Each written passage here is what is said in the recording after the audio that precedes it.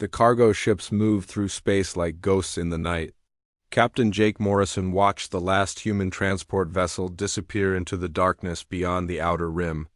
300 years of service to the galaxy was ending with barely a whisper. No grand speeches echoed through the communication channels.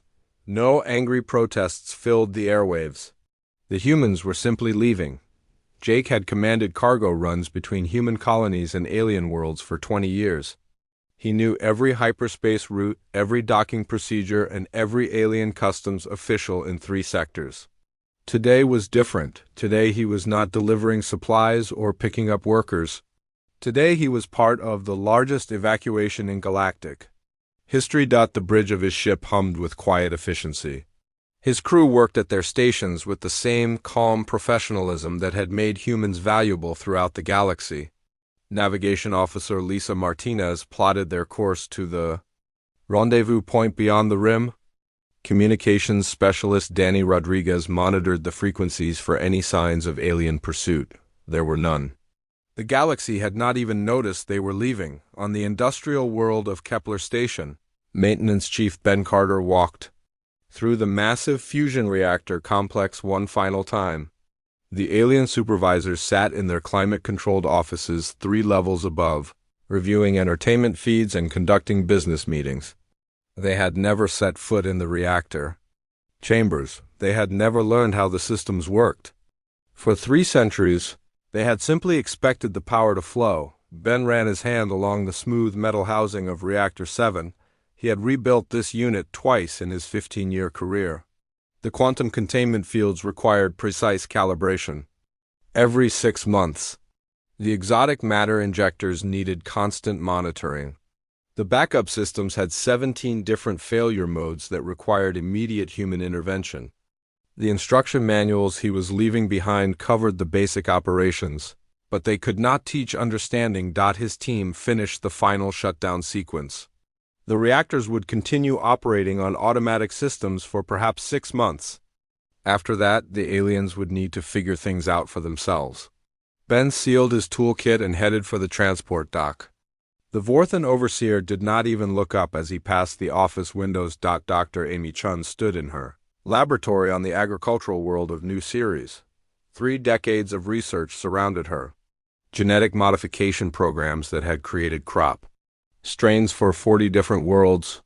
Atmospheric processing algorithms that maintained perfect growing conditions on planets with hostile environments. Soil treatment protocols that turned barren rock into fertile farmland.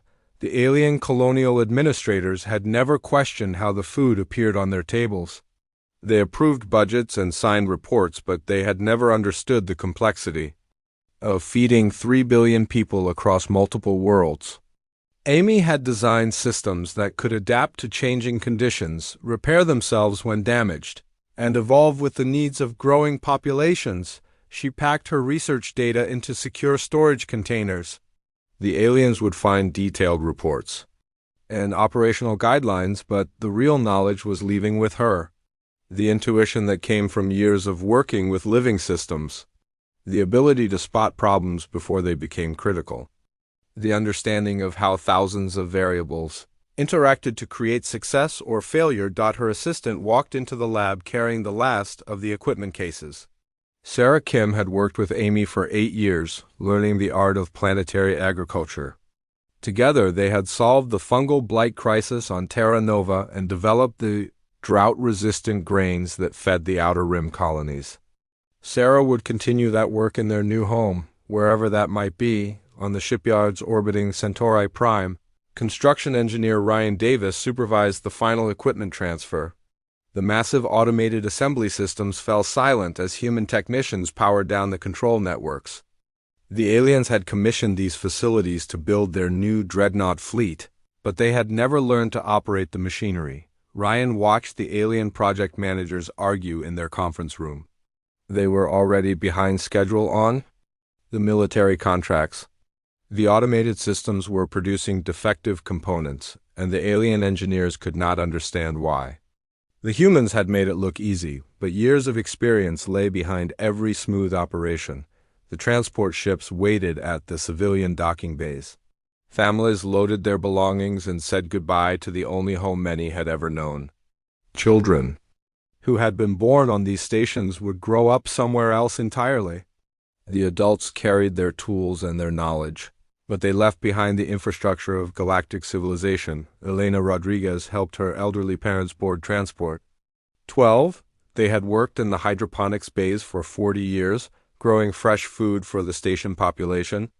The alien nutritionists would find detailed growing schedules and harvest procedures, but they would not find the wisdom that came from knowing exactly when each plant needed attention. The evacuation proceeded with military precision. Every human settlement received the same message at the same time. The transport schedule left no one behind. Personal belongings were limited, but professional equipment and research data took priority.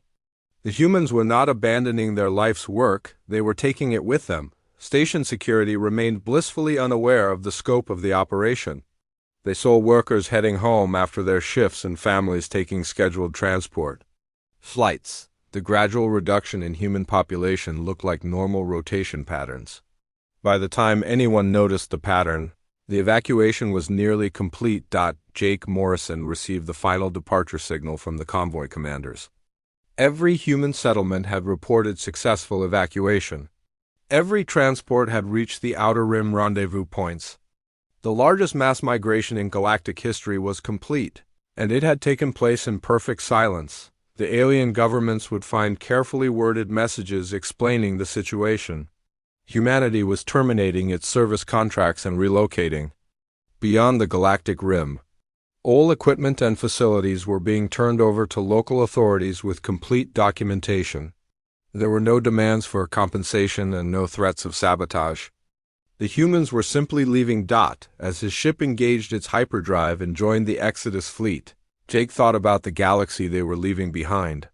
For 3 centuries, humans had built the infrastructure that connected thousands of worlds.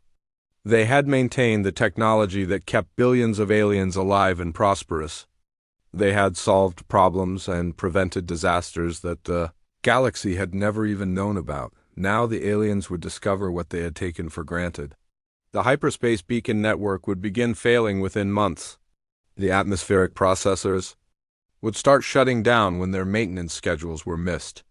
The automated systems would produce increasingly unreliable results without human oversight. The galaxy would learn that humans had never been simple laborers or maintenance workers. They had been the engineers and scientists and technicians who made modern civilization possible. But that lesson would come too late to change anything. The humans were gone, vanishing into the dark spaces between the spiral arms, carrying their knowledge and their skills to places where they might finally be valued for more than their willingness to serve. 6 months had passed since the last human transport ship disappeared beyond the galactic rim. The alien governments had barely noticed the departure at first. Work schedules were adjusted, replacement workers were hired from other species, and life continued as normal. The first sign of trouble came from the hyperspace beacon network. Ambassador Karex of the Zephyrian Trade Confederation stared at the disaster reports flooding his communication system. 3 major shipping routes had become unreliable overnight. Cargo vessels were arriving days behind schedule or not arriving at all. 2 passenger liners had become lost in hyperspace and required expensive rescue operations. The quantum beacons that guided ships through hyperspace were failing in ways no one understood. Chief Technical Officer Vlex stood before a beacon control panel that might as well have been written in an alien language. The human engineers had operated these systems for 2 centuries, making adjustments and repairs that kept the network running smoothly. Now the same systems were producing error messages that no alien could interpret.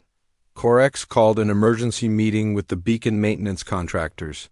The Corothan engineering firm that had won the replacement contract sent their best technicians to explain the situation. Project leader Nexus spread technical diagrams across the conference table and pointed to incomprehensible schematics. The humans had designed each beacon as a masterpiece of quantum engineering. Exotic matter containment fields maintained stable wormhole connections across thousands of light years. Quantum entanglement arrays synchronized navigation data between distant points in space.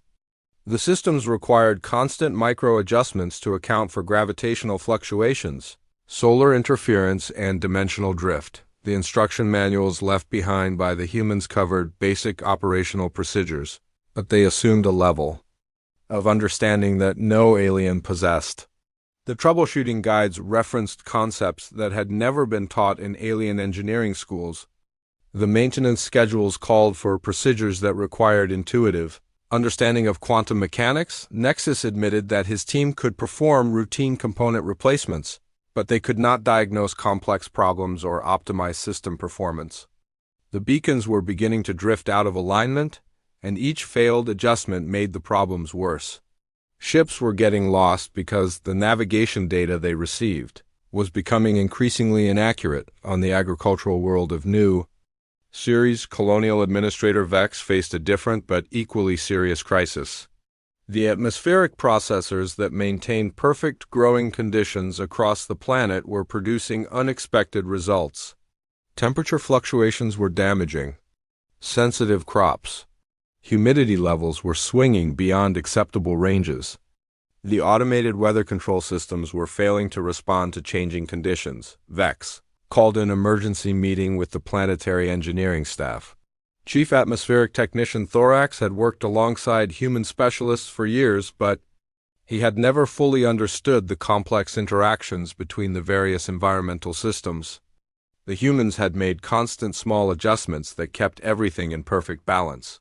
Without those adjustments, the entire ecosystem was beginning to destabilize. The crop yields were dropping across all agricultural zones. The genetic modifications that Dr. Amy Chung had developed required precise environmental conditions to function properly. The alien botanists could follow the growing procedures, but they could not adapt to changing circumstances or solve unexpected problems. Plants that had thrived for decades were suddenly failing to produce viable harvests. The food distribution networks that supplied the inner rim worlds depended on consistent production from New Series and similar agricultural planets. Emergency food reserves could cover shortfalls for a few months, but longer-term problems would create widespread hunger. Vex found himself authorizing expensive food imports from distant worlds to make up for the production losses. In the Nexus shipyards above Centauri Prime, construction of the new dreadnought fleet had ground to a complete halt. The automated assembly systems were producing components that failed quality control inspections. Weapon systems were arriving without proper calibration.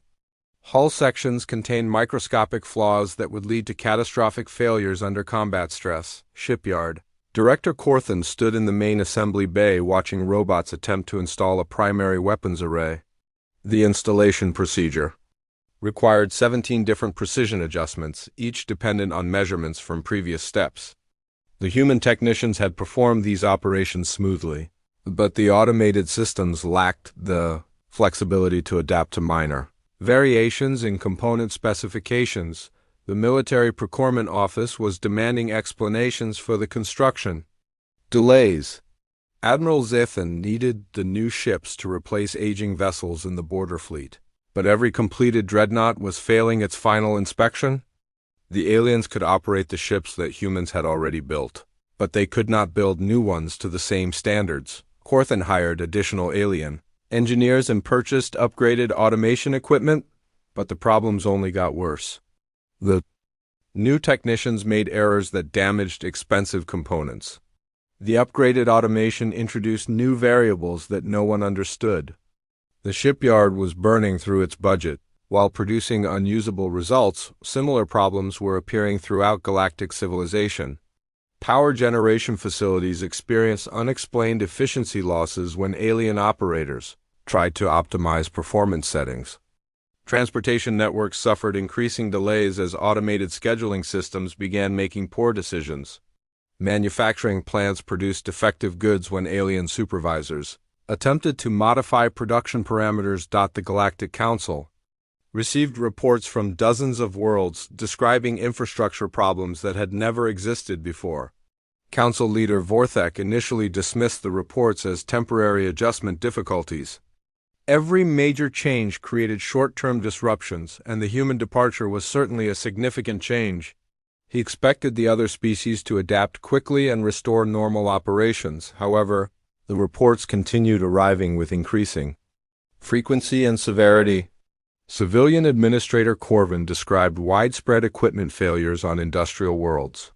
Trade Representative Nexon reported massive shipping delays that were disrupting interplanetary commerce. Agricultural Coordinator Thexus warned of potential food shortages.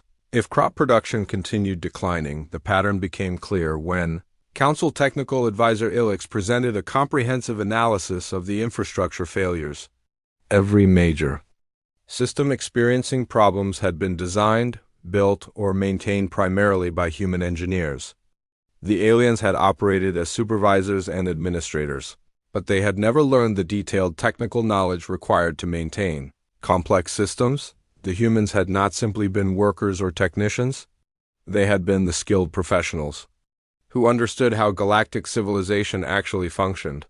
Their quiet competence had masked the fact that the other species had become completely dependent on human expertise while never acknowledging that dependence. The realization struck the Council like a physical blow. They had not lost a labor force. They had lost the engineers and scientists who kept their worlds habitable and their ships flying. The humans had built galactic civilization and then walked away from it, leaving behind systems that were slowly but inevitably failing. Emergency committees were formed to address the crisis. Crash training programs were established to teach alien engineers human-designed procedures. Research teams were assembled to reverse engineer human technologies. But all of these efforts would take years to produce results, and the infrastructure was failing now. The galaxy was learning a harsh lesson about the difference between giving orders and actually doing the work. For 3 centuries, they had taken human competence for granted while treating humans as nothing more than skilled servants. Now they were discovering what happened when the servants decided to leave. 2 years had passed since the humans vanished into the darkness beyond the galaxy. What had started as minor technical difficulties had grown into a civilization-threatening crisis. The hyperspace network that connected thousands of worlds was collapsing faster than anyone could repair it. Captain Zex of the Corathan Navy found himself stranded in the Outer Rim with his entire fleet.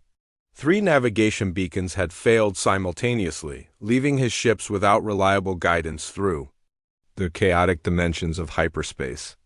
Emergency repairs had failed repeatedly because the quantum stabilizers required knowledge that no alien engineer possessed. The fleet communications officer reported similar problems throughout the galaxy. Military vessels were becoming stranded.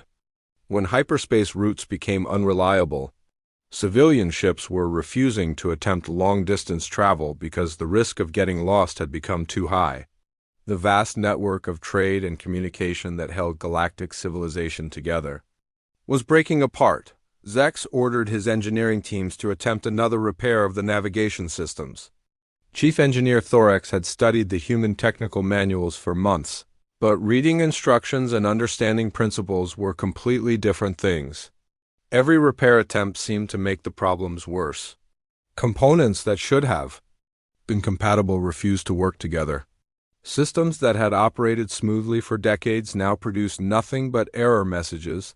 The fleet had enough supplies to survive for another month, but their mission to patrol the border worlds was becoming impossible.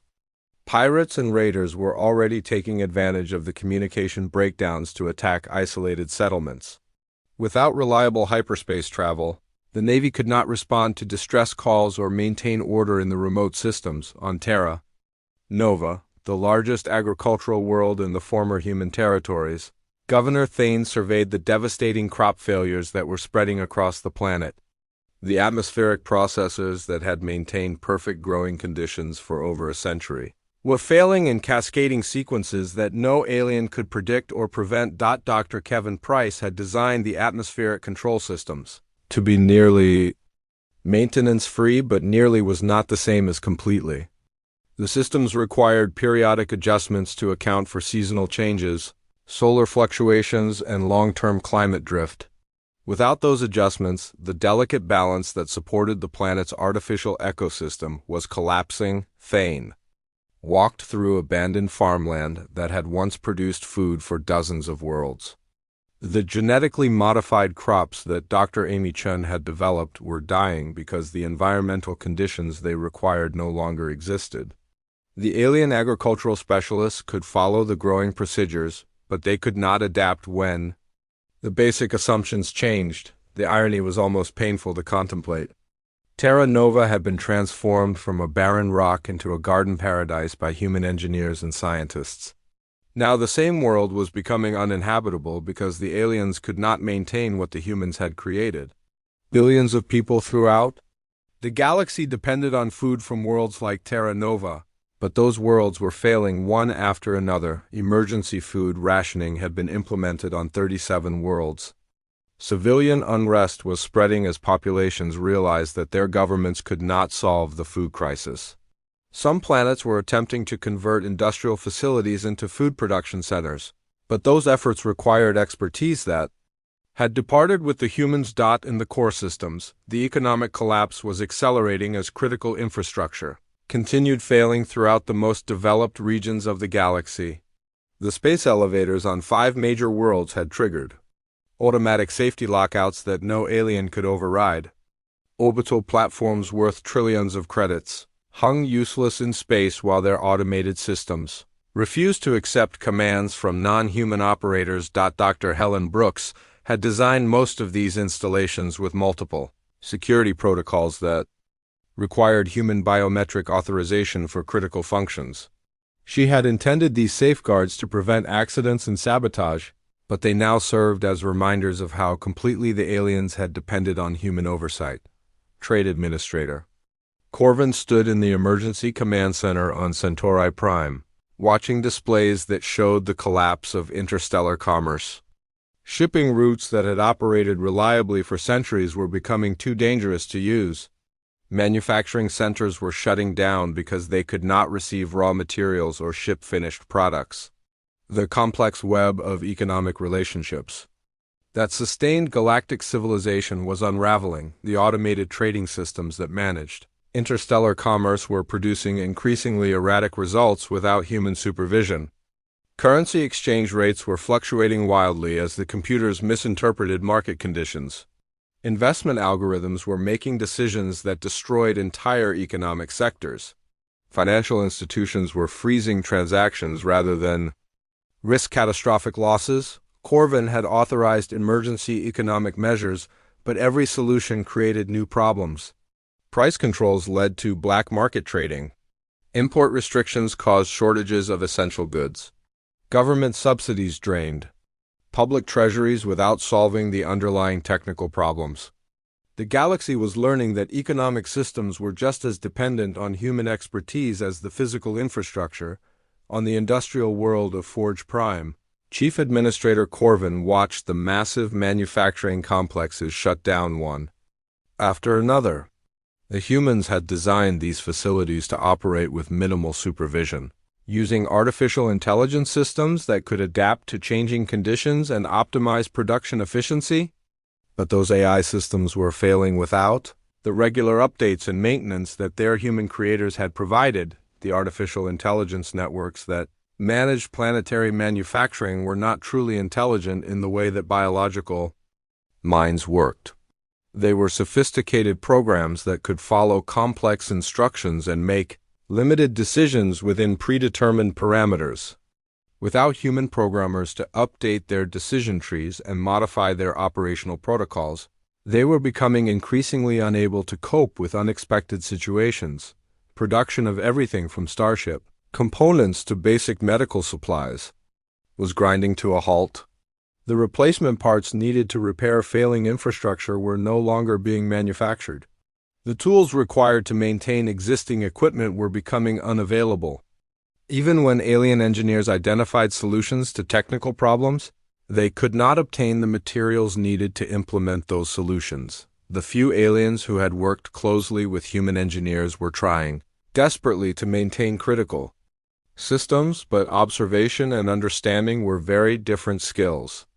Junior engineer Vex had watched human technician Gary Mitchell perform maintenance procedures for years, but every attempt to replicate those procedures resulted in catastrophic failures that made the original problems worse. Dr. Yex, a Corathan scientist who had collaborated with human researchers, made a disturbing discovery while analyzing the failing systems. The humans had built extraordinary redundancy into their designs, with backup systems for the backup systems and emergency protocols for every conceivable failure mode. But every single safety measure, every fail-safe mechanism, and every emergency procedure assumed that competent human technicians would be available to implement them. It was as if the humans had anticipated this exact scenario and designed their systems to fail gracefully when abandoned by their creators. The infrastructure was not breaking randomly or catastrophically. It was shutting down in organized sequences that minimized immediate damage while making alien repair efforts nearly impossible. The search expeditions that had been launched to find the missing humans were reporting frustrating results. They found abandoned outposts and empty space stations that showed clear evidence of human habitation, but the humans themselves were always gone. Each discovery raised more questions about where humanity had gone and whether they intended to return. As the third year of the crisis began, the terrible truth was becoming clear to even the most optimistic alien leaders. The galaxy was not experiencing temporary difficulties that could be solved with time and effort. They were witnessing the slow but inevitable collapse of a civilization that had been entirely dependent on a species they had never bothered to understand or respect. 5 years had passed since the humans disappeared, and the galaxy was dying. Supreme Chancellor Vorthak stood before the emergency assembly of the Galactic Council, his usual calm composure replaced by barely controlled desperation. Half the core worlds were experiencing critical system failures that threatened the lives of billions. The outer colonies were going dark one by one as their infrastructure collapsed beyond repair. Trade between worlds had slowed to a trickle as the hyperspace network became increasingly unreliable. The assembled delegates represented the most powerful civilizations in the galaxy, but they looked like frightened children facing a problem they could not understand. The Zephyrian Trade Confederation had lost 60% of its shipping capacity. The Corathan Industrial Union was producing less than 30% of its normal output. The Vorthan Colonial Authority was evacuating entire worlds as life support systems failed. Vorthak activated the holographic display that showed the scope of the disaster. Red zones marked worlds where critical infrastructure had failed completely. Yellow areas indicated planets experiencing severe problems that would soon become critical. The few remaining green zones were shrinking every month. As more systems reached the point of collapse, the assembled delegates had tried everything they could imagine. Emergency engineering programs had been established to train alien technicians in human-designed procedures. Research teams had been assembled to reverse engineer human technologies. Massive funding had been allocated to develop replacement systems that alien engineers could understand and maintain. None of these efforts had produced meaningful results. The fundamental problem was becoming clear to everyone. The humans had not simply built the infrastructure of galactic civilization. They had created technologies that were generations ahead of what other species could understand. Every human-designed system incorporated scientific principles and engineering techniques that other species were only beginning to discover. Vorthak looked directly at the assembled delegates as he spoke the words that everyone had been thinking, but no one had wanted to say. They needed to find the humans and convince them to return. There was no other solution that could save galactic civilization from complete collapse. Commander Nexus of the Zephyrian Deep Space Command had been leading search expeditions for 3 years. His fleet of exploration ships spread out along the galactic rim, following faint energy signatures and ion trails that might indicate human settlements. The search area was vast beyond imagination, covering the empty space between spiral arms where no civilization had ever ventured. The few functional deep space sensor arrays were failing with increasing frequency, making the search even more difficult. Navigation without the beacon network was extremely hazardous, and several search ships had been lost when their crews made navigation errors in uncharted space. The remaining expedition vessels had to operate with skeleton crews because few aliens were willing to risk the dangerous missions. Nexus studied the star charts spread across his command table. The humans had clearly planned their departure carefully, choosing a destination that would be almost impossible to find. They had left behind no clues about their intended location and no communication channels that might allow contact. Every piece of evidence suggested that they did not want to be found. The search expeditions had discovered dozens of abandoned human outposts and temporary settlements. Each site showed clear evidence of recent habitation but had been thoroughly evacuated before the search teams arrived.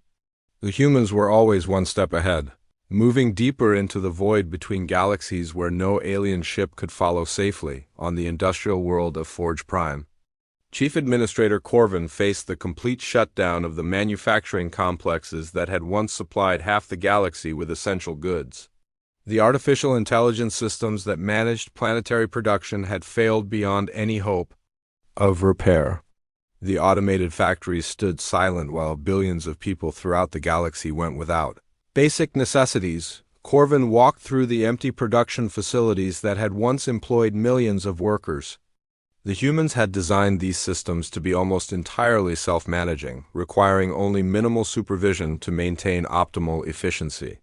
The alien administrators had never learned how the complex networks of artificial intelligence actually functioned because the humans had made it unnecessary to understand the underlying technology. The few replacement production facilities that alien engineers had managed to construct were producing goods of such poor quality that they were often worse than useless. Starship components manufactured by alien facilities failed catastrophically when installed in human-designed vessels. Medical equipment produced by alien factories was unreliable and potentially dangerous. Even basic consumer goods were defective and short-lived. The economic impact was spreading throughout galactic civilization as the shortage of reliable, manufactured goods created cascading supply chain failures. Hospitals could not obtain functional medical equipment. Transportation. Companies could not repair their aging fleets of human-built vehicles. Communication networks were failing as replacement components proved incompatible with existing systems. Dr. Yex had spent years studying the human technologies that were failing throughout the galaxy. His research had revealed the disturbing truth that many alien leaders were beginning to suspect. The humans had not simply been more advanced than other species. They had been operating on a completely different level of scientific understanding. Every human-designed system incorporated multiple layers of complexity that other species had never recognized. What appeared to be simple maintenance procedures actually required intuitive understanding of advanced physics principles. What looked like straightforward technical operations actually demanded real-time problem-solving capabilities that no alien possessed. The humans had built their technologies to be operated by other humans, who shared their scientific knowledge and technical intuition. The instruction manuals and technical documentation they had left behind were written for technicians who already understood the fundamental principles involved. Without that shared knowledge base, the manuals were nearly useless. Yex had also discovered evidence that the humans had anticipated their eventual departure from galactic civilization. Many of the safety protocols and emergency procedures built into human-designed systems seemed specifically designed to shut down gracefully when human oversight was no longer available. It was as if they had planned for this exact scenario decades, or even centuries in advance. The implications were staggering. The humans had not left impulsively or in anger. They had been planning their exodus for generations, building systems that would function smoothly under alien supervision but would eventually fail without human maintenance. They had engineered their own indispensability, while appearing to be nothing more than skilled workers. As the search expeditions continued their futile missions into the galactic void, a new fear was growing among the alien leadership. The humans might not want to be found. They might have chosen their isolation deliberately, deciding that they were better off without the galaxy that had treated them as servants for 3 centuries. The few aliens who had worked closely with humans were beginning to remember conversations and comments that had seemed meaningless at the time. Casual remarks about human potential that had been dismissed as boasting. Technical discussions that had revealed depths of knowledge that aliens had not recognized. Cultural references that suggested humans saw themselves as something more than the roles they had been assigned. The search teams reported finding evidence of human settlements that suggested technological advancement far beyond anything the galaxy had ever seen. Energy signatures that indicated power sources of unknown design. Construction techniques that seemed to defy known engineering principles. Transportation systems that appeared to operate without conventional propulsion methods. Commander Nexus filed reports that described human facilities that seemed almost magical in their capabilities. The abandoned outposts contained equipment that alien scientists could not identify or understand. The construction materials appeared to be composed of substances that did not exist in any known periodic table. The energy readings suggested power generation methods that violated fundamental laws of physics. The galaxy was beginning to realize that they had not simply lost their servants. They had driven away a species that had been far more advanced than anyone had imagined. The humans had been hiding their true capabilities for centuries, pretending to be simple workers while secretly developing technologies that made galactic civilization look primitive by comparison. The search for salvation had become a search for forgiveness. The aliens needed to find the humans not just to repair their failing infrastructure, but to discover whether it was even possible to undo 3 centuries of casual disrespect and systematic oppression. They were learning that some mistakes might be too large to correct and some opportunities might be lost forever. The message arrived exactly 7 years after the last human transport ship had vanished beyond the galactic rim. It came simultaneously to every functioning communication array in the galaxy, overriding all other transmissions with a priority signal that no alien technology could block or trace. The holographic projection showed a woman standing on the bridge of a ship that looked like nothing the galaxy had ever seen. Former Earth Ambassador Claire Watson appeared as calm and composed as she had been during her years of service to the Galactic Council. Her diplomatic uniform had been replaced by clothing made from materials that seemed to shift and flow with their own inner light. Behind her, the bridge of her vessel displayed technology that made the most advanced alien systems look like primitive toys. Supreme Chancellor Vorthak and the emergency assembly of the Galactic Council watched in stunned silence as Claire began to speak. Her voice carried the same measured tone she had used in countless diplomatic meetings, but her words carried implications that shook the foundations of everything the aliens thought they knew about humanity. Claire explained that humanity had not left the galaxy in anger or desperation. They had left because they had finally understood that they would never be allowed to grow beyond the roles that alien society had assigned to them. For 3 centuries, humans had been treated as skilled servants whose only value lay in their ability to maintain the infrastructure that other species took for granted. The images that followed showed glimpses of human civilization as it existed now in the void between galaxies. Massive space habitats that harvested energy directly from pulsars and black holes. Worlds that had been terraformed using technologies that seemed to manipulate matter at the quantum level. Cities that floated in space without any visible means of support. Their buildings constructed from crystallized energy that pulsed with inner light. Dr. Marcus Cole appeared on the transmission, standing beside control systems that managed forces beyond alien comprehension.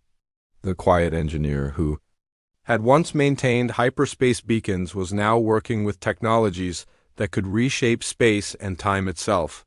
His research had unlocked the secrets of zero-point energy extraction and faster-than-light communication methods that made hyperspace travel look slow and clumsy. Dr. Patricia Hill demonstrated theoretical physics equations that redefined fundamental constants of the universe. The atmospheric specialist, who had once adjusted air recycling systems on alien space stations, was now manipulating gravity fields and creating pocket dimensions where humans could experiment with new forms of matter. Her work had led to discoveries that made alien science seem like children playing with simple tools. The transmission showed human children attending schools where they learned to manipulate quantum fields as easily as alien children learned basic mathematics. Young humans were growing up with abilities that would have been considered impossible just years before. They could communicate across vast distances without any technology, sense the quantum fluctuations that governed reality, and perceive dimensions of existence that aliens could not even imagine. Engineer Tony Phillips had developed propulsion systems that folded space around spacecraft, allowing them to travel between galaxies in mere hours. His designs incorporated principles that alien physicists were only beginning to theorize about.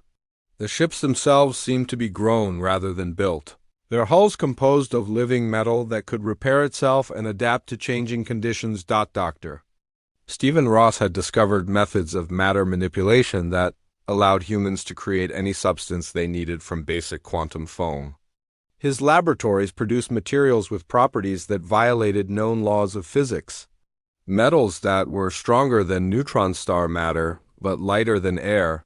Crystals that could store unlimited amounts of energy without any degradation over time. Commander Kyle Adams stood on the bridge of a vessel that appeared to be constructed from pure light given solid form. His ship could exist in multiple dimensions simultaneously, allowing it to be in several places at once.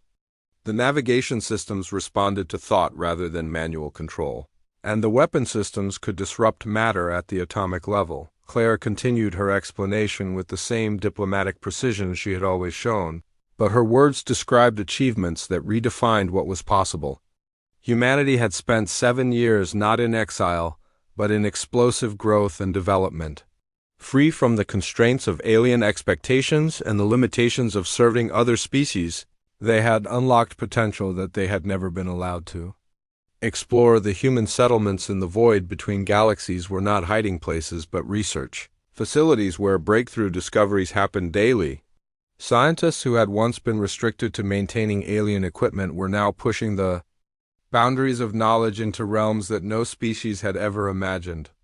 Engineers who had been limited to following alien specifications were now creating technologies that made alien achievements look primitive. The children shown in the transmission were not just learning advanced science, they were developing abilities. And that seemed more like magic than technology. Some could manipulate matter with their thoughts.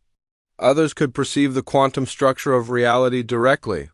A few could step between dimensions as easily as walking through a doorway. Claire addressed the assembled delegates directly, her voice carrying the weight of absolute certainty. Humanity knew that galactic civilization was collapsing. They knew that billions of aliens were suffering as the infrastructure they had built fell apart. They knew that desperate search expeditions were looking for them in the empty spaces between stars. The transmission showed the scope of human achievement in the years since their departure. They had built a civilization that operated on principles beyond alien understanding. Their technology was so advanced that it seemed to transcend the normal rules of physics. Their society had evolved into something that bore little resemblance to the species that had once served alien masters. Claire made the situation clear with diplomatic but unmistakable language. Humanity was no longer the species that had left the galaxy 7 years before. They had become something entirely new, something that the aliens had never allowed them to be. They possessed knowledge and capabilities that made them the most advanced civilization in the local galactic cluster. The choice being offered to the galaxy was simple but profound. Accept humanity as equals with full representation in a reformed galactic council, and they would share their advanced knowledge freely. Continue to view humans as servants to be summoned when convenient, and the galaxy would face its future alone. The transmission concluded with a deadline that carried the weight of absolute finality. The aliens had 1 galactic standard year to demonstrate that they had learned to see humanity as something other than skilled labor. They could prove their change of perspective by establishing a new governmental structure that granted humans equal status with all Other species. If the galaxy could show genuine respect for human achievements and acknowledge human contributions to galactic civilization, then humanity would return to help rebuild what was collapsing. If the aliens continued to see humans as tools to be used rather than partners to be respected, then humanity would remain in their new home between the galaxies. Supreme. Chancellor Vorthak stared at the empty space where the transmission had been. For the first time in his long career, he understood the true magnitude of the mistake his civilization had made. They had not lost their servants or even their engineers. They had driven away their superiors, a species so far advanced that their former masters now seemed like primitive children by comparison. The galaxy had 1 year to prove it deserved salvation. 1 year to show that 3 centuries of casual disrespect could be overcome. 1 year to discover whether redemption was possible when the cost of forgiveness was admitting that everything they thought they knew about themselves and their place in the universe had been completely wrong.